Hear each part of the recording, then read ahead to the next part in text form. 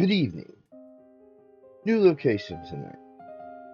Some of you will recognize these wildflowers. Well, some of you won't. Either way, we're here now, and it suits the story. Because tonight's case is not a dark one. It's a drawing room case, the kind Loveday Brooke handles best, where the mystery turns out to be less about crime and more about the things people do to protect what they think they're owed. A young woman disappears. The major is very upset about it. The princess is not upset at all. And somewhere in all of that is Loveday Brooke, sitting quietly behind a palm, watching everyone in the room show her exactly where they're hiding. This is A Princess's Vengeance, written by C.L. Pirkis in 1893. Episode 4 of the Loveday Brooke Mystery Stories. A young Swiss girl named Lucy has vanished from Mrs. Druce's household in Portland Place. No luggage taken, no note left, no photograph to help trace her, because someone stole it first. Major Druce is beside himself. He suspects a man named Cassini. He is wrong. Mr. Dyer has called in Loveday Brooke. She will sit in a corner, she will watch, and she will find the answer in a silver ring, a hat lining, and a church register in a South Savile Street. Here is A Prince's Vengeance. The girl is a young, pretty, friendless, and foreigner, you say, and has disappeared as completely as if Earth had opened to receive her, said Miss Brooke, making a resume of the facts that Mr. Dyer had been relating to her. Now, will you tell me why 2 days were allowed to elapse before the police were communicated with? Miss Druce, the lady to whom Lucy Crinier acted as amanuensis, answered Mr. Dyer, took the matter very calmly at first, and said she felt sure that the girl would write to her in a day or so, explaining her extraordinary conduct. Major Druce, her son, the gentleman who came to me this morning, was away from home on a visit when the girl took flight. Immediately on his return, however, he communicated the full particulars to the police.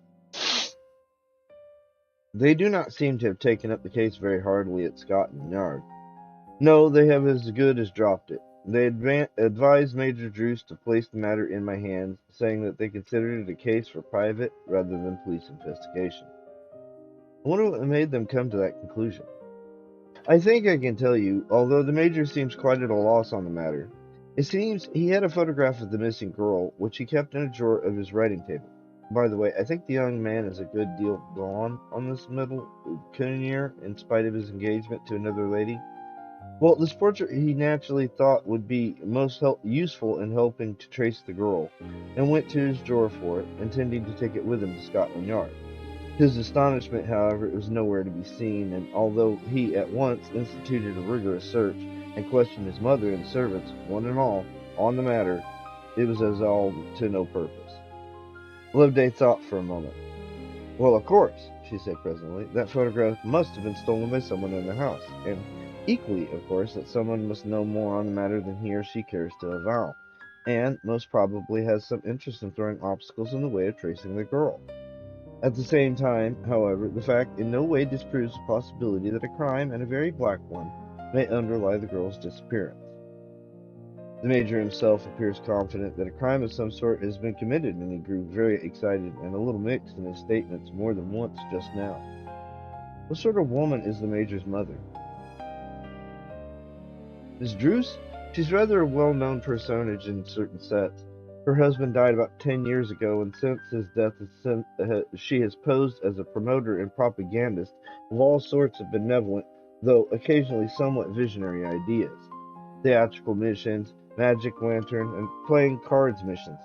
Societies for providing perpetual music for the sick people, for the sick poor, for supplying cabin and comforters, and 100 other similar schemes have in turn occupied her attention. Her house is a rendezvous for faddists of every description. The latest fad, however, seems to have put all others to flight. It is a scheme for alleviating the condition of our sisters in the East, so she puts it in her prospectus. In other words, a harem mission on somewhat similar, but I suppose broader lines than the old-fashioned Zenana mission. This harem mission has gathered about her a number of Turkish and Egypt potentates resident in or visiting London, and has thus incidentally brought about the engagement of her son, Major Druce, with the Princess Loveday.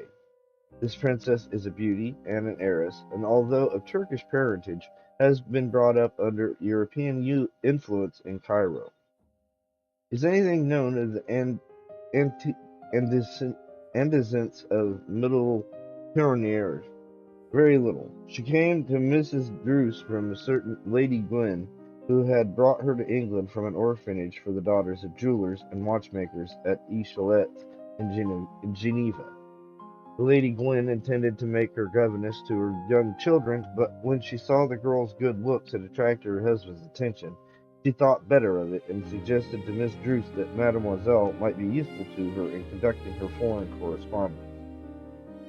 Miss Druce accordingly engaged the young lady to act as her secretary and amanuensis, and appears, on the whole, to have taken to the girl, and to have been on a pleasant, friendly footing with her. I wonder if the Princess Loveday was on an equally pleasant footing with her when she saw, as no doubt she did, the attention she received at the Major's hands. Mr. Dyer shrugged his shoulders. The Major's suspicions do not point in that direction, in spite of the fact which I elicited from him by judicious questioning, that the Princess has a violent and jealous temper, and has at times made his life a burden to him. His suspicions center solely upon a certain Hafiz Kasime, son of the Turkish Egypt banker of that name. It was at the house of these Kasimis that the Major first met the Princess, and he states that she and young Kasimi are like brother and sister to each other. He says that this young man has had the run of his mother's house and made himself very much at home in it for the past 3 weeks, ever since, in fact, the Princess came to stay with Miss Druce, in order to be initiated into the mysteries of English family life. Hafiz Kasimi, according to the Major's account, fell desperately in love with the little Swiss girl, almost at first sight, and pestered her with his attentions, and off and on, there appear to have passed hot words between two young men. Very good, show him in, said Mr. Dyer. Then he turned to Loveday. Of course, I have spoken to him about you, and he is very anxious to take you to his mother's reception this afternoon, so that you may have a look around, and he broke off, having to rise and greet Major Druce, who at that moment entered the room.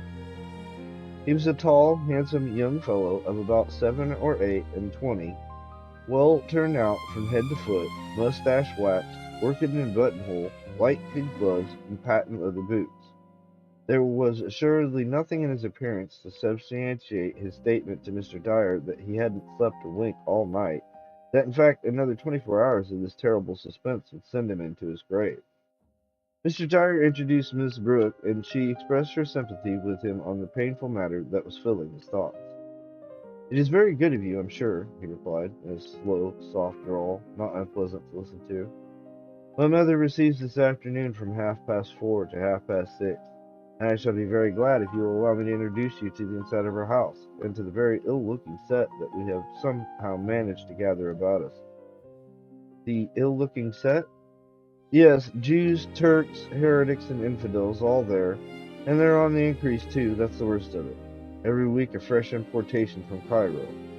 Ah, Miss Druce is a large-hearted, benevolent woman, interposed Mr. Dyer, all nationalities gathered within her walls.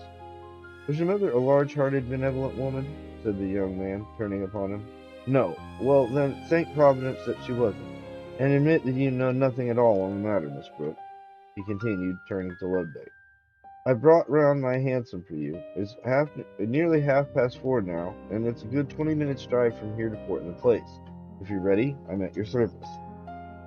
Major Druce's hansom was, like himself, in all respects, well turned out, and the India rubber tires round its wheels allowed an easy flow of conversation to be kept up during the 20 minutes' drive from Lynch Court to Portland Place. The Major led off the talk in frank and easy fashion. My mother, he said, prides herself on being cosmopolitan in her taste, and just now we are very cosmopolitan indeed. Even our servants represent divers nationalities.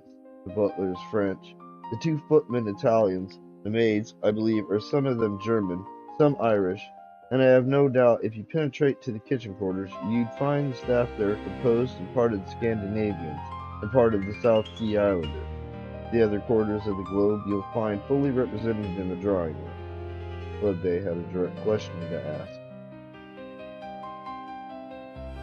Are you certain that Middle Carinier had no friends in England? She said. Positive. She hadn't a friend in the world outside my mother's four walls, poor child. She told me more than once that she was seule sur la terre. He broke off for a moment, as if overcome by a sad memory, then added, but I'll put a bullet into him, take my word for it, if she isn't found within another 24 hours. Personally, I should prefer settling the brute in that fashion to handing him over to the police. His face flushed a deep red. There came a sudden flash to his eye, but for all that, his voice was as soft and slow and unemotional as though he were talking of nothing more serious than bringing down a partridge. There fell a brief pause, then Loveday asked another question. Is Mademoiselle Catholic or Protestant? Can you tell me? The Major thought for a moment, then replied, Upon my word, I don't know. She used to sometimes attend a little charge in South Savile Street. I've walked with her occasionally to the church door, but I couldn't for the life of me say whether it was a Catholic, Protestant, or pagan place of worship. But you don't think those confounded priests have... Here we are in Portland Place, interrupted Loveday. Miss Druce's rooms are already full, to judge from that long line of carriages. Miss Brooke, said the Major suddenly, bethinking himself of his responsibilities, how am I to introduce you? What role will you take up this afternoon? Pose as a faddist of some sort, if you want to win my mother's heart. What do you say to having started a grand scheme for supplying Hottentots and Kaffirs with eyeglasses? My mother would swear eternal friendship with you at once. Don't introduce me at all at first, answered Loveday. Get me into some quiet corner where I can see without being seen. Later on in the afternoon, when I've had time to look around a little, I'll tell you whether it will be necessary to introduce me or not. It will be a mob this afternoon, and no mistake, said Major Druce, as side by side they entered the house. You hear that fizzing and clucking just behind us? That's Arabic. You get it in whiffs between gusts of French and German all the afternoon. The Egypt contingent seems to be in full force today. I don't see any Choctaw Indians, but no doubt they'll send their representatives later on. Come in at this side door and we'll work our way round to that big palm. My mother is sure to be at the principal doorway. The drawing rooms were packed from end to end, and Major Druce's progress, as he headed Loveday through the crowd, was impeded by handshaking and the interchange of civilities with his mother's guests. Eventually the big palm, standing in a Chinese cistern, was reached, and there, half screened from view by its graceful branches, he placed a chair for Miss Brooke.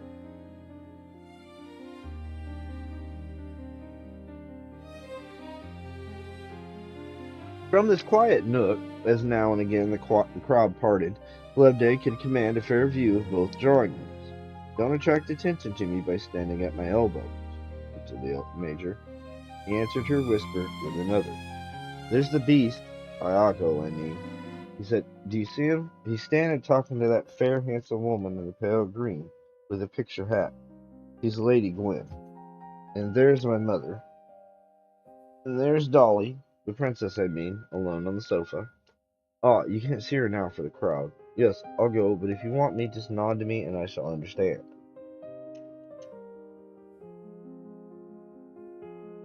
It was easy to see what had brought such a fashionable crowd to Miss Druce's rooms that afternoon. Every caller, as soon as she had shaken hands with the hostess, passed on to the princess's sofa, and there waited patiently till opportunity presented itself for an introduction to her Eastern Highness. Loveday found it impossible to get more than the merest glimpse of her, and so transferred her attention to Mr. Hafiz Cassime, who had been referred to in such unceremonious language by Major Druce. He was a swarthy, well-featured man, with bold, black eyes, and lips that had the habit of parting now and again, not to smile, but as if for no other purpose than to show a double row of gleaming white teeth. The European dress he wore seemed to accord ill with the man, and Loveday could fancy that those black eyes and that double row of white teeth would have shown to better advantage beneath a turban or fez cap. From Cassime her eyes wandered to Mrs. Druce, a tall, stout woman, dressed in black velvet, and with hair mounted high on her head, It had the appearance of being either bleached or powdered. She gave Loveday the impression of being that essentially modern product of modern society, the woman who combines in one person the hard-working philanthropist with the hard-working woman of fashion. As her rivals began to slacken, she left her post near the door and began to make the round of the room. From snatches of talk that came to her where she sat, Loveday could gather that with one hand, as it were, this energetic lady was organizing a grand charity concert, and with other pushing interest of a big ball that was shortly to be given by the officers of her son's regiment.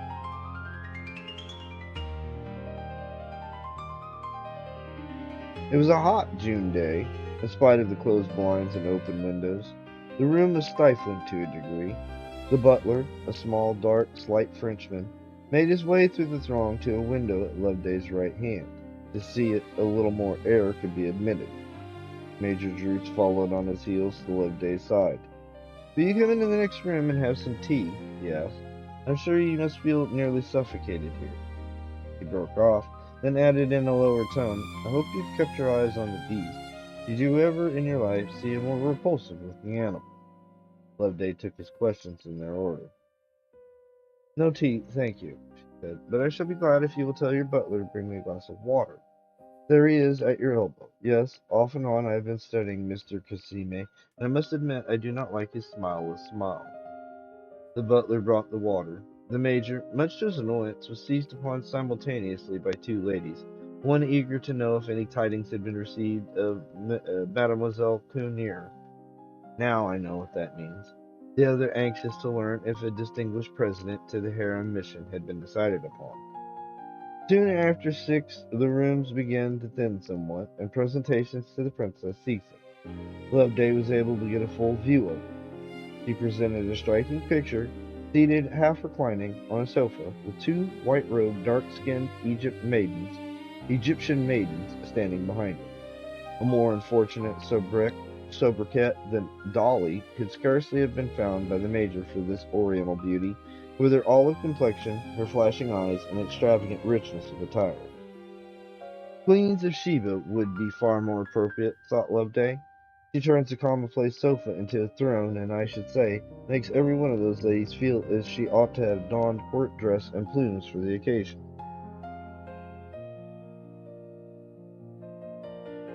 It was difficult for her, from where she sat, to follow the details of the princess's dress. She could only see that a quantity of soft orange-tinted silk was round about the upper part of her arms and fell from her shoulders like drooping wings, and that here and there jewels flashed out from its folds. Her thick black hair was loosely knotted and kept in its place by jeweled pins, and a bandeau of pearls and similar bandeaus adored her slender throat and wrists. "Are you lost in admiration?" said the major, once more at her elbow, in a slightly sarcastic tone. "That sort of thing is very taking and effective at first, but after a time—" He did not finish his sentence, shrugged his shoulders, and walked away. 6:30 chimed from a small clock on a bracket. Carriage after carriage was rolling away from the door now, and progress on the stairs was rendered difficult by a descending crowd. The 6:45 struck, the last handshaking had been gone through, and Miss Druce looked hot and tired, had sunk into a chair at the princess's right hand, bending slightly forward to render conversation with her easy. On the princess's left hand, Lady Gwyn had taken a chair and sat in converse with Hafiz Casime, who stood beside her. Evidently these four were on very easy and intimate terms with each other. Lady Gwyn had tossed her big picture hat on a chair at her left hand, and was fanning herself with a palm leaf. Miss Druce, beckoning to the butler, desired him to bring them some claret cup from the refreshment room. No one seemed to observe Loveday seated still in her nook beside the big palm. She signaled to the major, who stood looking discontentedly from one of the windows. "That is a most interesting group," she said. "Now, if you like, you may introduce me to your mother." "Oh, with pleasure. Under what name?" he asked. "Under my own," she answered, "and please be very distinct in pronouncing it, raising your voice slightly so that every one of those persons may hear it. And then, please add my profession and say I am here at your request to investigate the circumstances connected with Mademoiselle Cunier's disappearance." Major Druce looked astounded. But, he stammered, "have you seen anything? Found out anything?" If not, don't you think it'd be better to preserve your incognita a little longer? Don't stop to ask questions, said Loveday sharply. Now, this is very minute. Do what I ask you, or the opportunity will be gone. The Major, without further demur, escorted Loveday across the room. Conversation between the four intimate friends had now become general and animated, and he had to wait for a minute or so before he could get opportunity to speak to his mother. During that minute, Loveday stood a little in his rear, with Lady Gwen and Casimir at her right hand. I want to introduce this lady to you, said the Major, when a pause in the talk gave him his opportunity. This is Miss Loveday Brooke, a lady detective, and she's here at my request to investigate the circumstances connected with the disappearance of Mademoiselle Cornier, said the words slowly and distinctly, unlike me. There, he said to himself complacently as he ended, if I had been reading the lessons in church, I couldn't have been more emphatic. A blank silence for a moment fell upon the group, and even the butler, just then entered with a claret cup, came to a standstill at the door. Then simultaneously a glance flashed from Mrs. Druce to Lady Gwen, from Lady Gwen to Mrs. Druce, and then also simultaneously the eyes of both ladies rested, though only for an instant, on the big picture hat lying on the chair. Lady Gwen started to her feet and seized her hat, adjusting it without so much as a glance at the mirror. I must go at once, this very minute, she said. I promised Charlie I would be back soon after 6, and now it's past 7. Mr. Cassini, will you take me down to my carriage? And with the most hurried of leaving takings to the princess and her hostess, the lady swept out of the room, followed by Mr. Cassini. The butler, still standing at the door, drew back to allow the lady to pass, and then claret cup and all, followed her out of the room. Miss Druce drew a long breath and bowed formally to Loveday.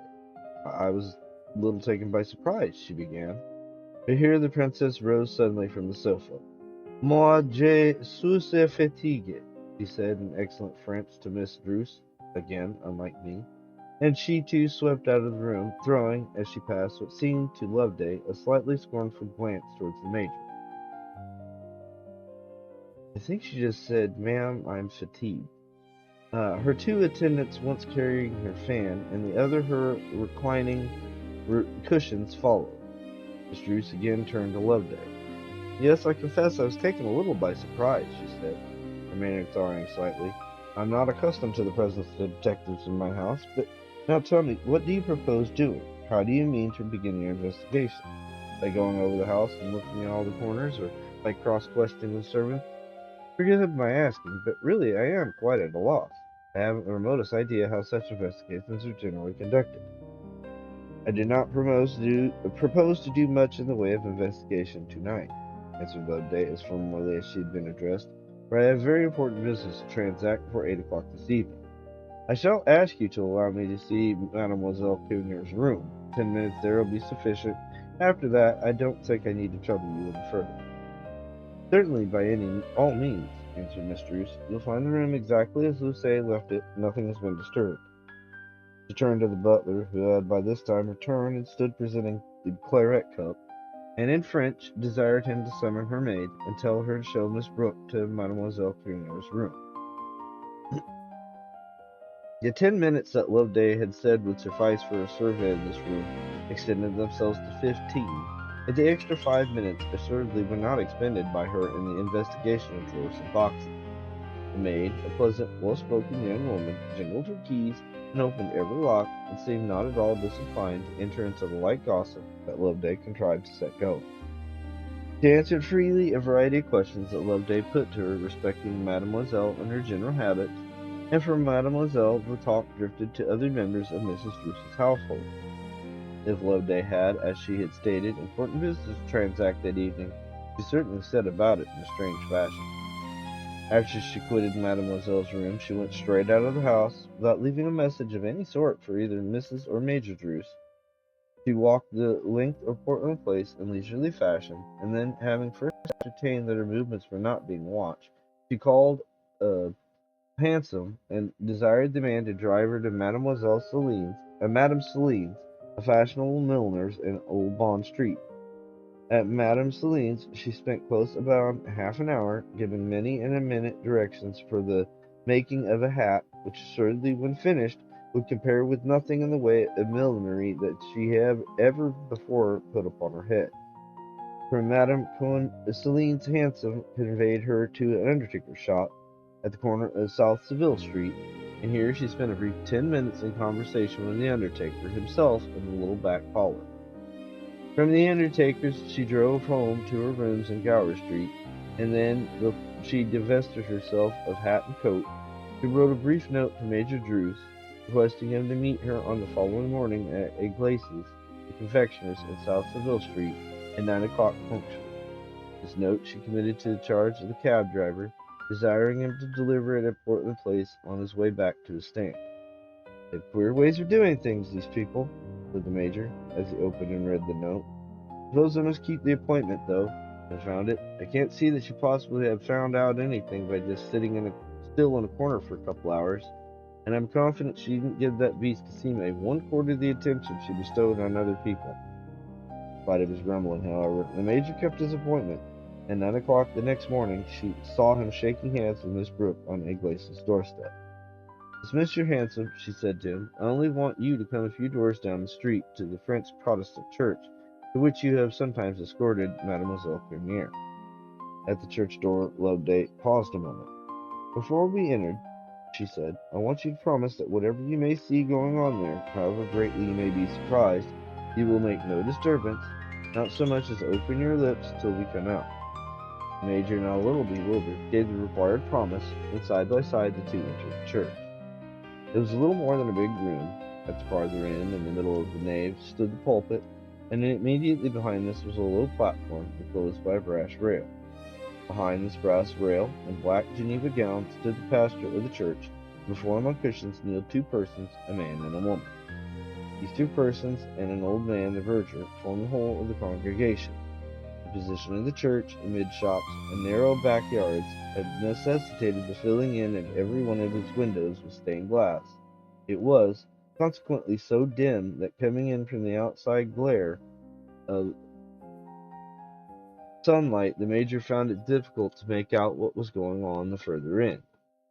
The verger came forward and offered to show them a seat. Loveday shook her head. "They would be leaving in a minute," she said, and would prefer standing where they were. The Major began taking in the situation. "Why, they're being married," he said in a loud whisper. "What on earth have you brought me in here for?"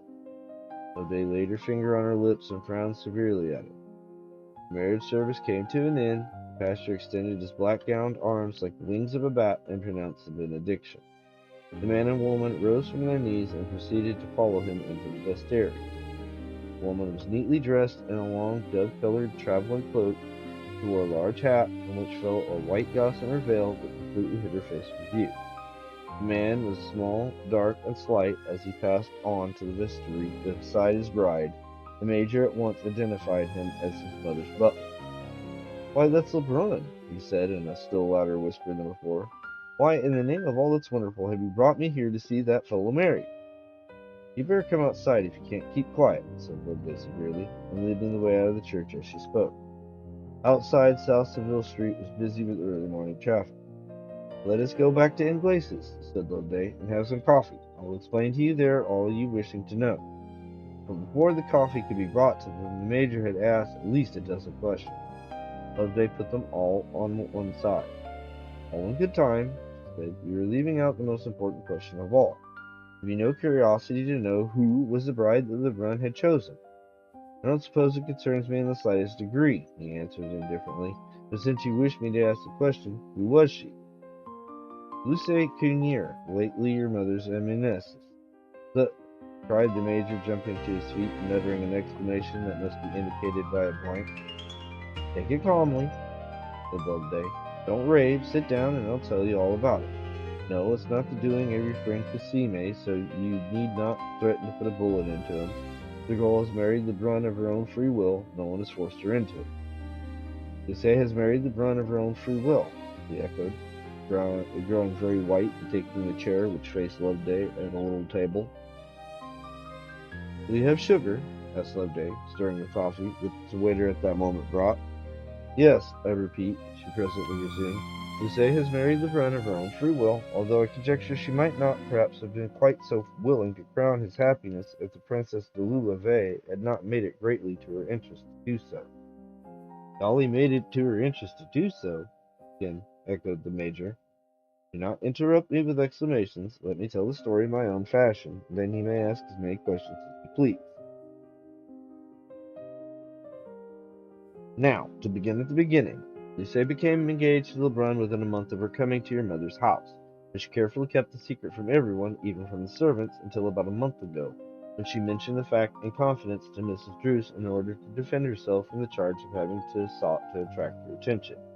There was nothing surprising in this engagement. They were both lonely and in a foreign land, spoke the same language, and no doubt had many things in common, and although chance has lifted Luce somewhat out of her station, she really belongs to the same class in life as Lebrun. Their love-making appears to have run along smoothly enough until you come home on leave, and the girl's pretty face attracted your attention. Your evident admiration for her disturbed the equanimity of the princess, who saw your devotion to herself waning, of Lebrun, who fancied Luce's manner to him had changed, of your mother, who was anxious that you should make a suitable marriage. Also, additional complications arose from the fact that your attentions to the little Swiss girl had drawn Miss Casime's notice to her numerous attractions, and there was the danger of you two young men posing as rivals. At this juncture, Lady Gwen, as an intimate friend, and one who herself suffered a twinge of heartache on Mademoiselle's account, was taken into your mother's confidence, and the three ladies in council decided that Luce, some fashion, must be got out of the way before you, Mr. Casime, came to an open breach where you had spoiled your matrimonial prospects. Here the Major made a slight impatient movement. Loveday went on. It was the princess who solved the question how this was to be done. Fair Rosamonds are no longer put out of the way by a cup of cold poison. Golden guineas do the thing far more easily and innocently. The princess expressed her willingness to bestow £1,000 on Luce on the day that she married Lebrun, and to set her up afterwards as a fashionable milliner in Paris. After this magnificent offer, everything else became mere matter of detail. The main thing was to get the damsel out of the way without you being able to trace her, perhaps work on her feelings, and induce her at the last moment to throw over Lebrun. Your absence from home on 3 days' visit gave them the wished-for opportunity. Lady Gwen took her milliner into her confidence. Madame Celine consented to receive Lucy into her home, secluded her in her room on the upper floor, and at the same time give her an insight into the profession of a fashionable milliner. The rest I think you know. Lucy quietly walks out of the house one afternoon, taking no luggage, calling no cab, and thereby cutting off one very obvious means of being traced. Madame Celine receives and hides her, not a difficult feat to accomplish in London, more especially if the one to be hidden is a foreign amanuensis, who is seldom seen out of doors, and who leaves no photograph behind her. I suppose it was Lebrun who had the confounded cheek to go to my drawer and appropriate that photograph. I wish it had been Casime. I could have kicked him, but it makes one feel rather small to oppose as a rival to one's mother's butler. I think you may congratulate yourself that Lebrun did nothing worse than go to your drawer and appropriate that photograph. I never saw a man bestow a more deadly look of hatred than he threw at you yesterday afternoon in your mother's drawing room. It was that look of hatred that first drew my attention to the man and set me on the track that ended in the switch Protestant church this morning. Ah, let me hear about that. Let me have the links in the chain one by one as you came upon them, said the Major. He was still pale, almost as the marble table at which they sat, but his voice had gone back to its normal, slow, soft drawl. With pleasure. The look that Lebrun threw at you, as he crossed the room to open the window, was link number one. As I saw that look, I said to myself, there is someone in that corner whom that man hates with deadly hatred. Then he came forward to speak to me, and I saw that it was you that the man was ready to murder. The opportunity offered. After this, I scrutinized him closely. Not the detail of his features or his dress escaped me, and I noticed, among other things, that on the fourth finger of his left hand, half hidden by a more pretentious ring, was an old-fashioned, curious-looking silver one. The silver ring was link number 2 in the chain. Ah, I suppose you asked for that glass of water on purpose to get a closer view of the ring. I did. I found it was a Genevese ring of ancient make, the like of which I had not seen since I was a child and played with one that my old Swiss bonne used to wear. Now I must tell you a little bit of Genevese history before I can make you understand how important a link that silver ring was to me. At Gillette's, the town in which Lucy was born, her father had kept a watchmaker's shop. It has long been famous for its jewelry and watchmaking. The two trades, however, were not combined in one until about 100 years ago, when the corporation of the town passed a law decreeing that they should unite in one guild for the common good. To celebrate this amalgamation of interests, the jewelers fabricated a certain number of silver rings, consisting of a plain band of silver on which two hands in relief clasped each other. These rings were distributed among the members of the guild, and as time gone on they become scarce and valuable as relics of the past. In certain families they have been handed down as heirlooms and have frequently done duty as betrothal rings, clasped hands no doubt suggesting their suitability for this purpose. Now, when I saw such a ring on Lebrun's finger, I naturally guessed from whom he had received it, and at once classed his interests with those of your mother and the princess, and looked upon him as a possible coadjutor. What made you throw the brute Cassim altogether out of your reckoning? I did not do so at this stage of events, only, so to speak, marked him as doubtful, and kept my eye on him. I determined to try an experiment that I had never before attempted in my work. You know what that experiment was. I saw 5 persons, Miss Druce, the little princess, Lady Gwen, Mr. Cassime, and Lebrun, all in the room within a few yards of each other, and I asked you to take them by surprise and announce my name and profession so that every one of those 5 persons could hear you. You did, and I could not for the life of me make out what your motive for doing so. My motive for doing was simply, as it were, to raise a sudden cry. The enemy's upon you, and to set every one of those 5 persons guarding their weak point. That is, if they had one. I'll draw your attention to what followed. Mr. Cassime remained nonchalant and impassive. Your mother and Lady Gwen exchanged glances, and they both simultaneously threw a nervous look at Lady Gwen's hat lying on the chair. Now, as I had stood waiting to be introduced to Miss Druce, I had casually read the name of Madame Celine on the lining of the hat, and at once concluded that Madame Celine must be a very weak point indeed, a conclusion that was confirmed when Lady Gwen hurriedly seized her hat and hurriedly departed. Then the princess scarcely less abruptly rose and left the room, and Lebrun, on the point of entering, quitted it also. When he returned 5 minutes later with the claret cup, he had removed the ring from his finger, so I had now little doubt where his weak point lay. It's wonderful. It's like a fairy tale, drawled the major. Pray, go on. After this, continued Loveday, my work here became very simple. I did not care 2 straws for seeing Mademoiselle's room, but I cared very much to have a talk with Miss Druce's maid. For her, I elicited the important fact that Lebrun was leaving very unexpectedly on the following day, and that his boxes were packed and labeled for Paris. After I left your house, I drove to Madame Celine's, and there, as a sort of entrance fee, ordered an elaborate hat. I praised freely the hats they had on view, and while giving minute directions as to the one I required, I extracted the information that Madame Celine had recently taken on a new milliner who had a very great artistic skill. Upon this, I had asked permission to see this new milliner and gave her special instructions concerning my hat. My request was referred to Madame Celine, who appears much ruffled by it, and informed me that it would be quite useless for me to see this new milliner, as she would execute no more orders, as she was leaving the next day for Paris, where she intended on opening an establishment of her own account.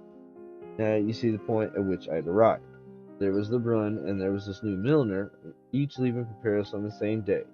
It is not unreasonable to suppose they might start in company, and that, before so doing, a little ceremony might be gone through in the Swiss Protestant church that Mademoiselle occasionally attended. Conjecture sent me to the undertaker in South Savile Street, who combines with his undertaking the office of verger to the church. From him I learned that a marriage was to take place at church at 8:45 the next morning, and that the names of the contracting party were Pierre Lebrun and Luce Union. Union? Yes, that is the girl's real name. It seems Lady Gwen rechristened her Cunier because she said the English pronunciation of Cunin grated on her ear. People would insist upon adding a G after the N. I don't know. She introduced her to Miss Druce under the name of Cunier, forgetting perhaps the girl's real name, or else thinking it a matter of no importance. This fact, no doubt, considerably lessened Lebrun's fear of detection in procuring his license and transmitting it to the Swiss pasture. Perhaps you are a little surprised at my knowledge of the facts I related to you at the beginning of our conversation. I got at them through Lebrun this morning. At 8:30, I went down to the church and found him there, waiting for his bride. He grew terribly excited at seeing me and thought I was going to bring you down on him and upset his wedding arrangements at the last moment. I assured him to the contrary, and his versions of the fact I have handed on to you. Should, however, any detail of the story seem to you be lacking, I have no doubt that Miss Druce or the princess will supply them, now that all necessity for secrecy has come to an end. The Major drew on his gloves. The color had come back to him. He had resumed his easy suavity of the matter. I don't think, he said slowly, I'll trouble my mother or the princess, and I shall be glad, if you have the opportunity, if you will make people understand that I only moved in the manner at all out of mere kindness of a young and friendless form.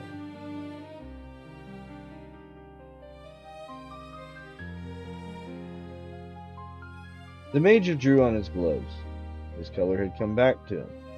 He said he had moved in the matter out of mere kindness to a young and friendless form. That's the Major for you. Loveday Brooke, for her part, said nothing further on the subject. She rarely does. The case was the ring, the hat, the church verger who knew the names of tomorrow's bride and groom. Not the dramatic unmasking, not the chase, just observation, and the willingness to look at the person nobody suspected, because everyone was too busy suspecting the wrong man. That's Loveday Brooke. That's the old Pirkis. That's episode 4. I'll see you next time, wherever that turns out to be. Good night.